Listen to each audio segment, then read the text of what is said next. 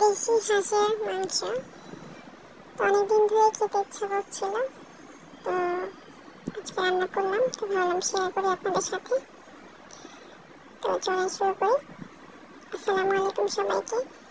আজকে হচ্ছে আমি দেশি হাঁসের মাংস রান্না করবো। এখানে হচ্ছে 1 কেজি সাইজের একটা দেশি হাঁস, তার অর্ধেক পরিমাণ আমি নিয়ে নিয়েছি। এখন হচ্ছে আমি এটাকে মাখিয়ে রান্না করবো, যেহেতু সব মশলা আমি দিয়ে নিয়েছি।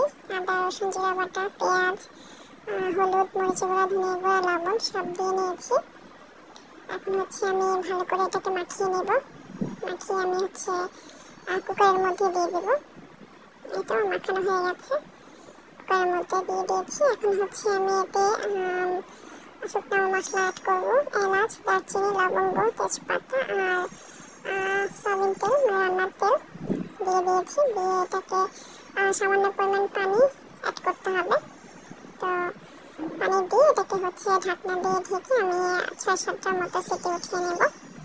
তারপর হচ্ছে আমি খুলে নিয়েছি। খুলে নেওয়ার পরে একটু নাড়াচাড়া দিয়ে আমি যেহেতু আলু অ্যাড করবো, এখন হচ্ছে একটু বড় সাইজ করে আমি আলু কেটে নিয়েছিলাম, সেগুলো আমি এর মধ্যে দিয়ে দেবো। দিয়ে হচ্ছে আমি আরও 3-4টার মতো সিটি উঠাবো।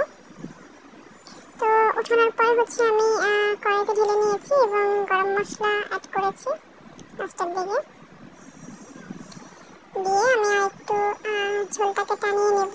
রান্না হয়ে গেছে প্রায়। হাতে মাখা রান্না আসলে বেশি একটা ঝামেলা লাগে না, এই জন্য একবারে করে নেওয়া যায়।